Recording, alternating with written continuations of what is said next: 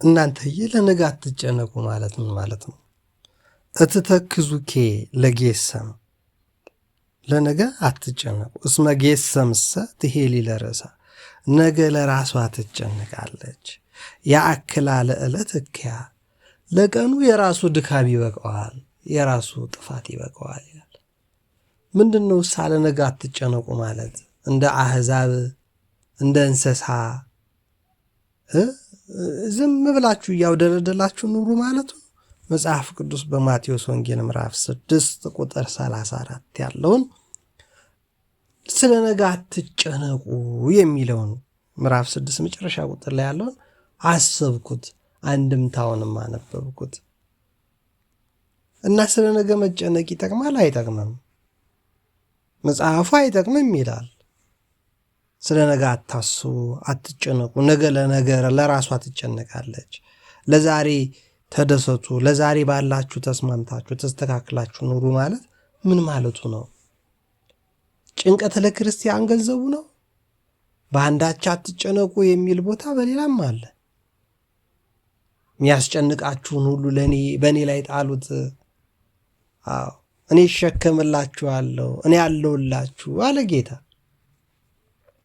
እና ወንድም እህቶቼ በሳውዲ፣ በእስራኤል፣ በተለያዩ የአረብ ሀገራት፣ በጀርመን፣ ፈረንሳይ፣ እንግሊዝ የመሳሰሉ በአውሮፓ ምድራት፣ በአሜሪካና በአፍሪካ እንደ ኡጋንዳ ያላችሁ ይህን ነገር እንዴት ታስቡታላችሁ? በተለይ በኢትዮጵያ ዛሬ ነገሮች ሁሉ ጥርጥር ያሉ በመሰለበት፣ ማምለጫ ቀዳዳ የጠፋ በመሰለበት ሰዓት ኢትቴክዙ ኢትበክኬ ለጌሰም እስመ ጌሰም እሰትሄሊ ለርእሳ የአክላ ለዕለት እክያ አለ።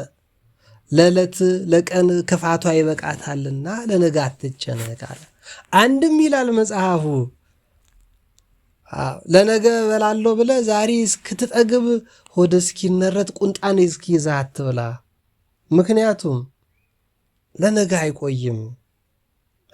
ነገ ይርባሃል፣ ይጎድላል፣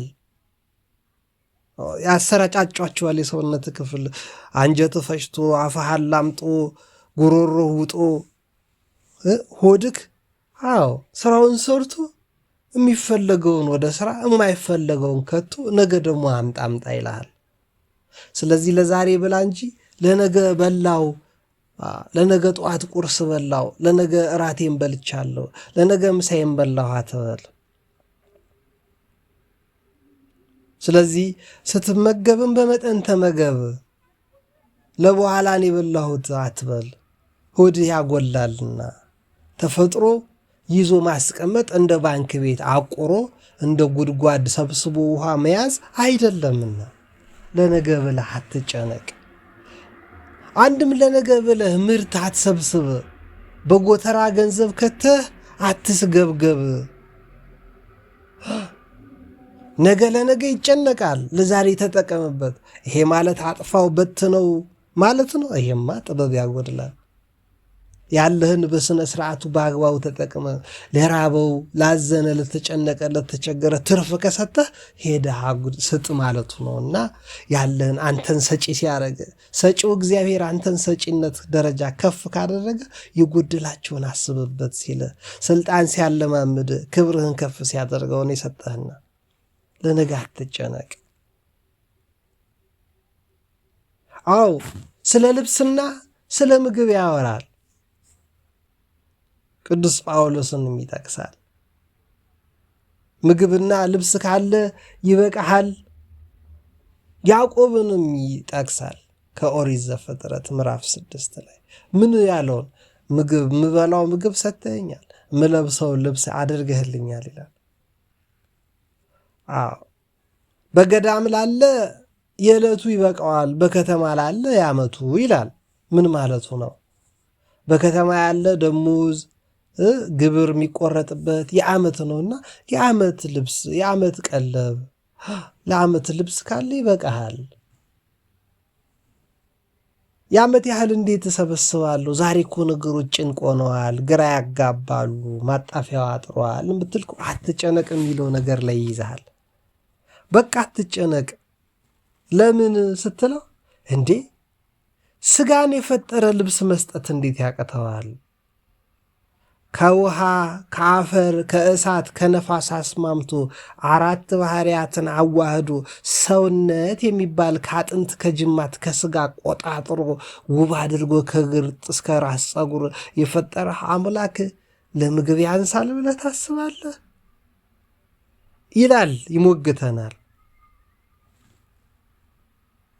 አዎ ስለ ምግብ ስለምን ትጨነቃለህ? ነፍስን ካለመኖር ወደ መኖር ማምጣት አይበልጥም ወይ? ነፍስን ያመጣ ጌታ ስለምትበላው ስጋን የፈጠረ ጌታ ስለምትለብሰው የሚቸግረው ይመስልሃል? ሰሎሞን እንኳን ይላል ከኛ ጋር ሲያነጻጽር፣ ሰሎሞን እንኳን በዚያ ሁሉ ክብሩ በምድር ላይ ከሚገኙት አበቦች አንዲቷን ያህል አልለበሰም። እንደምን ቢሉ ብዙ ሀብት ብዙ ጸጋ ካንተ በኋላ ነገስታት ቢነሱ እንዳይኖራቸው አድርጌ ሰጥቻለሁ የተባለው ሰሎሞን እንኳን የፈለገ ቢለብስ ሐር ቢለብስ የፈለገ አይነት ጫማ ቢጫማ የፈለገ ቆንጆ ቆንጆ የተባሉ ነገሮች ቢኖሩት እግዚአብሔር ከፈጠራቸው አበቦች አንዲቷን ያህል አልለበሰም አለ። ምን ነው ለብሶ የለ እንደ ሐር ተንደላቆም አይደል እንዴ በቤተ መንግስት የኖረው? መልበስስ በደንብ ለብሷል ብትለኝ ይሄ ተሰርቶ በልብስ ቤት ተመርቶ ሰው ለፍቶ ደክሞ ጥጥ ፈትሎ ሐር አስማምቶ ነው። ያኮ የተፈጥሮ ነው። እግዚአብሔር ሰውን ራቁቱ ፈጠረው፣ አበቦችን ግን በተለያዩ ውብ ቀለማት አድምቆ አለበሳቸው። ሰሎሞንን ያህል ያ ሁሉ ሀብት ያለው እንኳን የአበቦችን ያህል መልበስ የተፈጥሮ ገንዘብ ማግኘት አይችልም። እናንተ የፈለገ ገንዘብ የሰሎሞንን ያክል እንኳን ሳይኖር ለምን ትጨነቃለህ? ባለህ ልብስ በቃኝ ብለህ የተመገብካት ምግብ ትበቃለች ብለህ ለምንድን ነው ለነገ ሳትጨነቅ የማትኖረው? ወይስ ከቁመት ላይ ትንሽ ትጨምር ይሆን በመጨነቅህ ብዛት? ነጩን ጸጉርህን ጥቁሩን ጸጉርህን ነጭ ማድረግ ትችል ይሆን? እና ለምን ትጨነቃለህ ይላል። አለመጨነቅ አያሰንፉም ወይ? ኧረ ለነገ አትጨነቁ አለ እንጂ አትብረሩ መቻለ ይላል። ከላይ ያመጣል። ምን ማለቱ ነው? ወፎች አይዘሩም፣ አያጭዱ፣ ጎተራ የላቸው፣ ባንክ ቤት የላቸውም። ነገር ግን የሁሉ በሰማይ የሚንቀሳቀስ ወፍ በልቶ ያድራል። ለምን? ተኝቶ ተዘብዝፎ ተንደባሉ እቤቱ እየተርመጠመጠ አይደለም፣ እየበረረ ነው እንጂ። አይዘሩም አለ እንጂ አይበሩም መቻለ ይላል ወንጌሉ። ስለዚህ ምን ማለት ነው? በልክ ኑር፣ አትጨነቅ፣ ነገ ለራሷ ክፋት ይበቃታል። ዛሬ አሁን በኢትዮጵያ ብዙ የሚያጨቃጭቅ ርዕሰ ጉዳዮች አሉኛል። እንዲህ ወንድም እህቶች፣ ከሚያጨቃጭቁ ርዕሰ ጉዳዮች አንዱ አሁን በዚህ ሰዓት አርሲ ሰው እያለቀሰ እኔ እዚህ አላፋ ተዘምራለሁ ይላል። አርሲ እኮ ሰው መሞቱ አይደለም፣ እሳት ውስጥ እኮ ሆኖም ሰው ይዘምራል። አናንያ አዛርያ ሚሳኤልን አላየህም? አዎ በሲኦል ውስጥ ሆኜ ዮናስ አመሰግንሃለሁ እኮ ብሏል። የአሳ ሆድ ውስጥ ገብቶ የአሳ ነባሪ ሆዱ 3 ቀን 3 ሌሊት የቆየው ዮናስ እንኳን በሲኦል ሆድ ውስጥ ሆኜ አመሰግንሃለሁ አለ። እና አርሲ ያለ አይዘምርም ያለው ማን ነው? ነገሩ ከሱ አይደለም። ነገራችን የራሳችንን ፍላጎት የእግዚአብሔር ማድረጋችን እንጂ ደስተኛ ከሆንክ ዘምር፣ ያዘንክ ከሆንክ ጸልይ። እሳት ውስጥ የገባ ሰው ደስተኛ ይሆናል? እንዴት አይሆንም? እስጢፋኖስ ቀዳሜ ሰማዕት እስጢፋኖስ ዲያቆኑ በድንጋይ እኮ እየተወገረ አጋዕዝተ ዓለም ቅድስት ሥላሴን እያየ ደስ እያለው አብቀኝ ወልደ እጓለ እመሕያው የሕያው እግዚአብሔር ልጅ ኢየሱስ ክርስቶስን ቁጭ ብሎ አየዋለሁ አለ እና በድንጋይ እየተወገረ ሰማያዊ መንግስትን የሚያይ አቤቱ የሚያደርጉትን አያውቁ፣ ምን የማየውን አላዩም፣ የኔ የገባኝ አልገባቸው፣ ምን የደረስኩበት አልደረሱምና ይቅር በላቸው እያለ የሚለምን እንዴት ያለ ብርቱ ሰው ነው! እየተፈነከተ ሚጸልይ፣ እየተደበደበ እየተወገረ ሚጸልይ። ይህ ጸጋ ይህ ደረጃ ላይ እስክትደርስ ድረስ አትጠብቅ። ባለህ አመስግን። ባለህ ምንም ከሌለኝስ ጸልያ። ያዘነ የተጨነቀ ግራ የገባው ብዙ ነገር የሌለው ነገ ትጨነቃለህ። ነገ ሲደርስ አታውቀውማ። ነገ ዛሬ በልተህ ነገ እሑድ እንደሚጎድል ዛሬ ያስቀመጠው ምግብ ነቅዞ አይቼዋለሁ። በእውነት ለሆነ ጊዜ ያገለግላል ብዬ ጥራጥሬ ገዝቼ ነቅዞ አገኘሁት። ለሆነ ጊዜ ለብሰዋለሁ ብዬ ያሰብኩት ልብስ ቀለሙ ቀይሮ ብልበልቶት ሻግቱ በስብሶ አገኘሁት። ይሄ ምቀኝነት፣ ንፉግነት፣ ስግብግብነት አይደል? ወንድሜ እዛ ተራቆቶ ነገ ለብሳለሁ ብዬ ሁሉ ልብስ ማክማቸው፣ ወንድሜ እዛ ጫማ አጥቶ ይሄን ሁሉ ጫማ ይዤ ነገ ለብሰዋለሁ ምለው፣ ነገ መኖሬን አለመኖሬን ሳላቅ ብጸድቅበት አይሻልም? የምትበቃኝን ያህል መጥኝ። ክርስቲያን ስግብግብ አይደለም፣ የሚያከማች አይደለም። ቤቱ በሰማይ ነው። አባታችን ሆይ አቡነ ዘበሰማያት ይትቀደስ ስምከ አለ። ለዚህ ሁሉ ትንታኔ እኮ ነው። በሰማይ የምትኖር አባታችን ነው ያለ። እግዚአብሔር በሰማይ ብቻ ነው እንደሚኖረው አይደለም። ከፍ ብላችሁ ቀና ራቅ አድርጋችሁ አምላካችሁ እግዚአብሔር ከሁሉ በላይ ነው ሲል ነው። አባታችን በሉ አለ። አምላካችን፣ ጌታችን፣ ፈጣሪያችን፣ መምህራችን በሉኝ አላለም። ለምን? እንደዛ የሚሉት ያልዳኑ ናቸው። የዳኑት አባት ያላቸው፣ እረኛ ያላቸው፣ መንግስተ ሰማያት ገነታ የተሻለውን የሚያስቡ የበለጠውን የሚመኙም አባት አላቸው። አባታቸው አዳኛቸው ተንከባካቢያቸው እያለ አባታችን ይሉታል። አባቴ አይሉም፣ አባታችን ይሉታል። ምክንያቱም ፍቅር ይወዳልና፣ ትህትና፣ ሰላም፣ አንድነት፣ መስማማት፣ መደማመጥን ይወዳልና ነው እግዚአብሔር። ስለዚህ በሰማያዊ ያለው አባታችሁ ለነገ ዛሬን የሚያሳልፋችሁ ነገን ያሳልፋችኋልና ነገ ለነገ ሲደርስ ትጨነቃላችሁ። አባታችን ሆይ እንደምትሉት ዛሬ አመስግናችሁ ቅዱስ ቅዱስ እያሉ መላእክት የሚያመሰግኑት ቅዱስ ቅዱስ ቅዱስ የሥላሴን መንበር ቅዱሳን ከበቡት እያሸበሸቡ አእላፍ መላእክት ካህናተ ሰማይ ቅዱስ ቅዱስ ቅዱስ ሲሉ ይህን ልዩ ክብር ሊያዩ የታደሉ ደምቀው ይታያሉ። በምድር እያሉ አይደል እንዴ? አዎ ደምቀው ነው የሚታዩት። ቅዱሳን መላእክት ቅዱስ ቅዱስ እያሉ ዝማሪያቸው ምግብ ሆኗቸው ይኖራሉ። በእሳት ውስጥ የተጣሉት ይዘምራሉ። በአንበሳ ጉድጓድ የተጣለ በእስር ቤት የታሰረ ይጸልያል። ግን ምን ሲሆን? ደስተኛ ሲሆን። ስታዝን ጸልይ። ቤተ ክርስቲያን ለሁለቱም መፍትሄ አላት። አላፍ ዝማሬ የሚዘምሩት አንዱ ጎዶሎ ስህተታቸው ድክመታቸው ምንድን ነው? ሁሉን ደስተኛ አድርገው ማሰባቸው ነው። ወይም ደግሞ በመዝሙር ውስጥ እናስባቸዋለን የሚል አላጋጭነትን ገንዘብ ማድረጋቸው ነው። ይሄ ጥበብ ጎድሏቸው ነው። ወጣቶች ናቸው፣ ልጆች ናቸው። ማስተዋል ተሰውሮባቸው፣ ፖለቲካው ተጭኗቸው፣ የዓለም ግርግር ከብዷቸው እንዴት እንደሚያስተናግዱት ጠፍቷቸው ይሆናል። እና አንተ ስለ እነሱ አትጩ፣ እነሱ ስለ ዝማሬው ያስቡ። ነገር ግን ስላዘነ ሰው ይዘምር ዘንድ ግድ አትበለው። የራበው ሰው እንደ ጠገበ እንዲሰማው፣ የተጠማ ሰው እንደ ረካ፣ ራቁቱን ያለ ሰው እንደለበሰ እንዲያስብ የድንቁርናን ሐሳብ አታስብ። አዎ ያዘነ የተጨነቀ የከፋው በልዩ ውጥረት ስጋት ውስጥ ድባቴ ውስጥ ያለ ሰው ይጸልይ ዘንድ ወደ ጸሎት ምራው። ምክንያቱም የሰማዩ አባት አበቦችን ያለበሰ አዋፋትን የሚመግብ ጌታ ለጭንቀቱ፣ ለችግሩ፣ ለሞቱበት፣ ለተገደሉበት፣ ላዘነ፣ ለፈረሰበት፣ ለጠፋ፣ ለተናደበት ሁሉ መፍትሄ ያለው ጌታ፣ መንግሥተ ሰማያትን ያዘጋጀ ጌታ፣ ለኩርማን መሬት፣ ለብጣሽ ገንዘብ፣ ለሚያልቅና ለሚበሰብስ ገንዘብና ልብስ የሚታማ አይደለም። ከወፎች አንዱ ተርቦ የጮኸ የለም።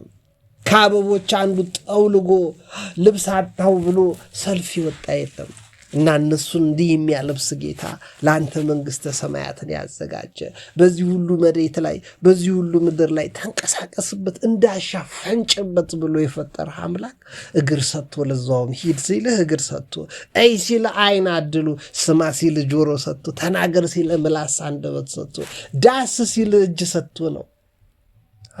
ሆድ ሰጥቶ ምግብ እንዴት ይነሳሃል? የእሱ ተገዢ፣ የእሱ ባሪያ፣ አምላክ እንዳለ ጌታ እንዳለህ እንድታውቅ ግን ሆድ ሰጠ። ደግሞ የምትለፋበት፣ የምትጥርበት፣ የምትንቀሳቀስበት ምክንያት እንዲኖር ነው። ዝም ብሎ ተዘብዝፎ ገንዘብ አለኝ በቃ ገንዘቤን እበላለሁ ብሎ ተኝቶ ምግብ የሚበላ ሰው ይበሰብሳል።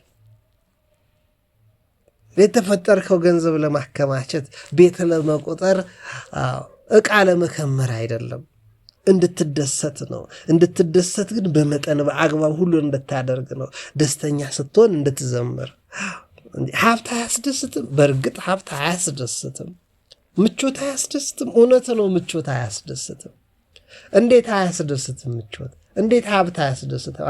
ከምቾት ከሀብት ከገንዘብ ከልብስ ከቤትና ከመኪና ጋር ተጣብቆ የተሰራ ደስታ የለም። ደስታ እግዚአብሔር ነው። እግዚአብሔር ያለበት ቦታ ሁሉ ደስታ አለ።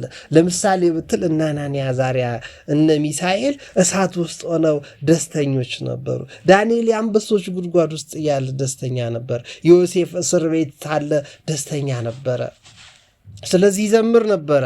እመብርሃን ወላዲተ አምላክ ቅድስት ድንግል ማርያም ያ ሁሉ እስራኤላዊ ፈሪሳውያንና ሰዱቃውያን ሮማውያን በሚንጫጩበትና ግርግር ወከባ ውስጥ በነበሩበት ሰዓት ተፈስሒ ፍስሕት ኦ ምልዕተ ጸጋ፣ አንቺ በዚህ መካከል ደስተኛ ይሆንሽ፣ ደስተኛይቱ ሆይ ደስ ይበልሽ፣ ሉል እግዚአብሔር ከአንቺ ጋር ነው። በእውነት ከዮሴፍ ጋር የነበረ አይደለም ከአንቺ ጋር የሆነው፣ ከነቢያት ጋር የነበረው፣ እሳት ውስጥ ከተጣሉት ጋር የነበረው፣ ጉድጓድ ከገባው የገባው እግዚአብሔር አይደለም ከአንቺ ጋር ያለው። ከአንቺ ጋር የተለየ እግዚአብሔር ነው መሆን የፈለገው። ምን አለ? ተፈስሒ ፍስሕት ኦ ምልዕተ ጸጋ፣ ደስተኛይቱ ሆይ ደስ ይበልሽ፣ አንቺ እንዲሁ ደስተኛ ይሆንሽ፣ የደስታ ምንጭ የሆነው የደስታ መፍሰሻ ትሆኝ ዘንድ ከአንቺ መጸነስ ከአንቺ መወለድ የሰው ልጆችን ጭንቀት ሐዘን ገፎ ትክክለኛ የዘላለም ሕይወት የሚሰጠውን ምግብ ይሰጣቸው ዘንድ ከአንቺ መወለድ ፈቅዷል። የደስታ ምንጭ የሆነው የደስታ ገንዘብ የሆነው የደስታ መንስኤ ወንዝ መፍሰሻ የሆነው ጌታ ከአንቺ ጋር ሆኖ የሰው ልጅ ደስታ ሊቀይር ከአንቺ ገንዘብ ሊሆን ከስጋይ ስጋ ከነፍስሽ ነፍስ ሊወስድ ፈልጓል። ትፈቅዲንኑ አላት። ትወጃለሽ ትፈቅጃለሽን አላት። እንዴት ይሆናል? መሬት ያለ ዘር ሴት ያለ ወንድ እንዴት ትጸንሳለች? እኔ ደግሞ እንዲህ አይነት ምኞት የለኝም አለች። እውነትሽን ነው። የደስታ ምንጭ የሆነው እግዚአብሔር ያለ ምክንያት ነፍስን ከሌለበት እንዳመጣው የሥጋ ባህሪያትን አስማምቶ ሰው ያደረገው ጌታ ካንቺ በወደደ መንገድ በፈቀደበት መንገድ የሰው ልጅ ቀርቦ ሊያድን ወዷል። አንቺ ፈቃደኛ ከሆንሽ መንገዱ የእርሱ ነው አላት። ይኩነኒ በከመ ትቤለኒ ነያ ገብሩ ነያ ዓመቱ ለእግዚአ ኩሉ አለች። ሁሉን ለፈጠረ ጌታማ ባሪያው ነኝ። እሱ በወደደ መንገድማ ከሆነ እሱ እንደፈቀደ ያድርግ እንጂ አለች እመብርሃን ወላዲቷ። ወዳጄ ገንዘብ አያስደስትም። እሱ ነው አይደል ያልኩት? ገንዘብ አያስደስትም። አስደሳችሁ እግዚአብሔር ነው። ድንግል ማርያም ቪላ ቤት የላትም፣ መኪናም አልነበራትም። ያከማቸችው ዶላር ሆነ ፓውንድ ዩሮ ሆነ ሊሬ ምንም የሚባል ምን የላትም። ምን አላት ግን? ወልደ እጓለ እመሕያው ልዑለ ባሕሪ አምላኬ ጌታዬ የምትለው ልጄ እንድትለው ሆነላት። እንዲህ ያለ ጸጋ፣ እንዲህ ያለ ደስታ። ሰው በልቶ ይደሰታል፣ ጠጥቶ ይረካል። ምግብና መጠጥን የፈጠረውን ጌታ መውለድ ግን እንዴት ያለ መባረክ ነው! የምግብ ምንጭ የመጠጥ ምንጭ ሳይሆን ምግብ ላይ ደስታን የሰጠ መጠጥ ላይ የእርካታ ጸባይ እንዲላበስ ያደረገው ምንጫቸው የእርካታ ምንጭ የደስታ ምንጩ የሆነው ከምግብ ከልብስ ከቤት ከመኪና ከሀብት ከሀገር ከአየር ከወንዝ ከሸንተረር ከላይ ከከፍታ ከዝቅታ ሁሉ ከትምህርት ከእውቀት ከዝና ከስብከት ከዝማሬ በላይ ደስታን የሚሰጠው የደስታ ምንጭ የሆነውን ጌታ እግዚአብሔርን ትወልጃለሽ እኮ ነው የተባለች። ነያ ዓመቱ ለእግዚአ ኩሉ ያውቃል ባሪያው እንደሆንኩኝ በእርሱ ፈቃድ እስከሆነ እንዳሻው አለች። እንደማኮነ ሰላም ልሻለሁ። ወላዲተ አምላክ ይሆንሽ የሔዋን መመኪያ የሰው ልጆች ቤዛ ይሆንሽ ወላዲተ አምላክ እመብርሃን ሙሴን ለእስራኤል ቤዛ አድርጎ የፈጠረ ጌታ አንቺን ለሰው ልጆች ቤዛ አደረገሽ።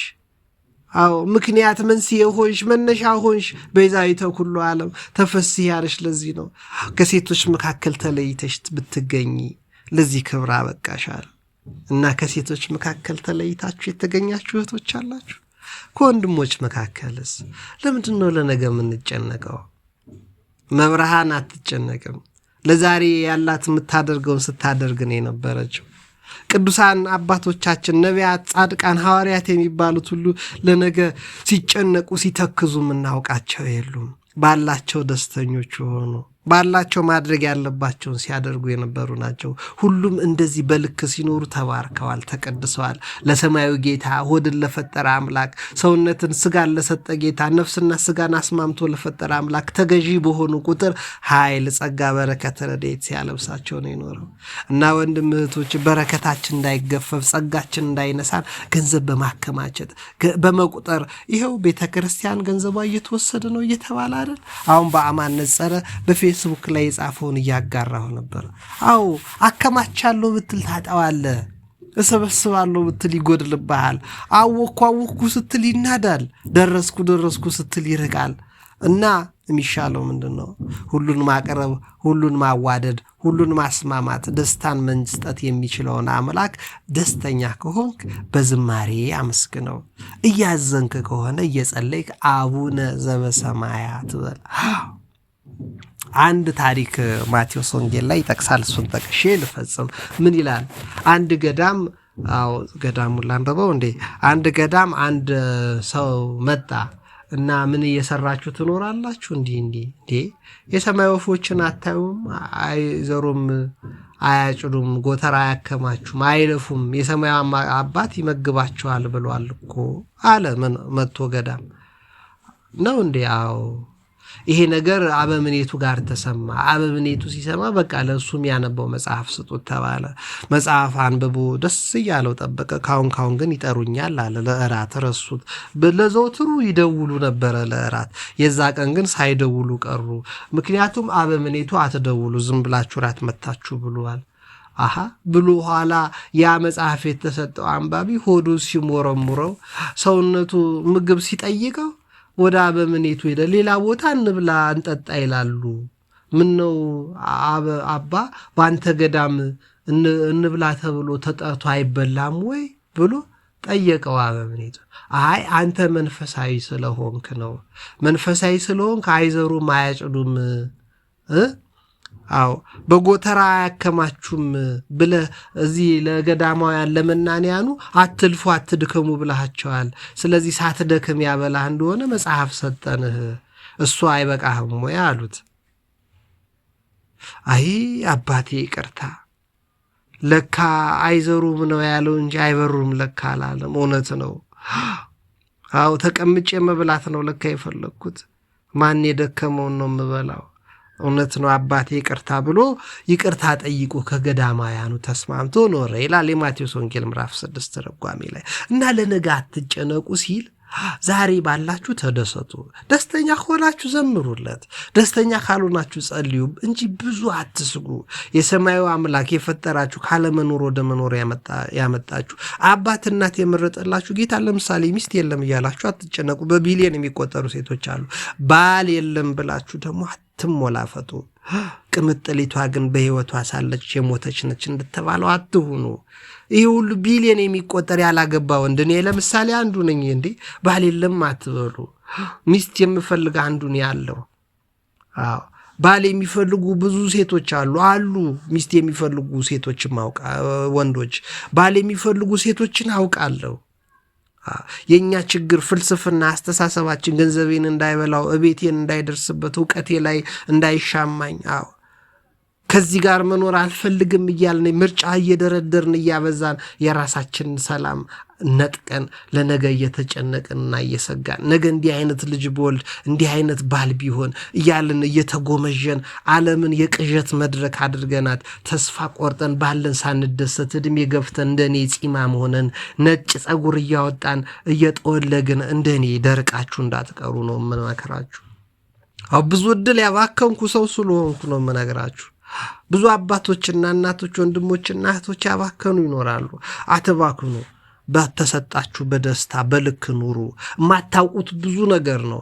በዩኒቨርሲቲ ዲግሪ ተምረን የምንችለውን ያህል አንብበን የገባን በጣም ጥቂት ነገር ነው። የሰማዩ አምላክ እንዴት ይታወቃል? የምድሩ እንዲህ ከሆነ። ስለዚህ ባላችሁ አመስግኑ፣ ባላችሁ አክብሩ፣ ደስተኛ ሁኑ፣ ስለ ነገ አትጨነቁ፣ በመጠኑ በልክ ኑሩ። ደስተኛ ከሆናችሁ ዘምሩ። የአላፋትም ይሁን የሰንበት፣ የቤተ ክርስቲያንም ሆነ የምህብረት፣ የቤተሰብም ሆነ የግል በቤትህ የምትኖረው ደስተኛ ከሆንክ ዘምር። ከከፋ ካዘን ከተጨነቅ ግራ የሚያጋባ እንደኛ ብዙ የሚያስጨንቅህ ነገር ካለ ደግሞ ጸልይ ነው። ተፈሥሒ ፍስሕት ደስተኛይቱ ሆይ ደስ ይበልሽ የምትባለው እንደ ድንግል ማርያም ደስተኛ የሆነችው ነች። ዮሴፍ ደግሞ ጸሎት ተሰምቶልሃል፣ ችግር ይቀረፍልሃል። ዘካርያስም እንደዚያው፣ ኤልሳም እንደዚያው፣ ሳራም እንደዚያው ነች። አብርሃምም እንደዛው፣ ይስሐቅም ለ20 ዓመት ለሚስቱ ልጅ እንድትወልድ ጸልየዋል። ስለዚህ ያዘነ የተቸገረ ይጸልይ፣ የተደሰተ በእስር ቤትም በእሳት ውስጥም በመከራና በጭንቀት አሩሲና ኤርትራ፣ ትግራይና አማራ፣ ኦሮሚያና ጋምቤላ የትም ቢሆን ካዘነ ይጸልይ፣ ከተደሰተ ይዘምር ነው። የአላፋት ስለሆነ አይደለም የምትዘምረው። ትክክለኛውን መዝሙር በምድር መዘመር የሚችል ሰው የለም። ትክክለኛውን መዝሙር የምንዘምረው የደስታ ምንጭ የደስታ መፍሰሻ የሆነው እግዚአብሔር መነሻው ከኛ ጋር ሲሆን ነው። ስጋውን ስንበላ ደሙን ስንጠጣ የሰማዩን መንግስት ዜጎች ስንሆን የማይበሰብስ የማይሻግተው የማይወርድ የማይፈነቀለው መንግስት ውስጥ ስንገባ ነው።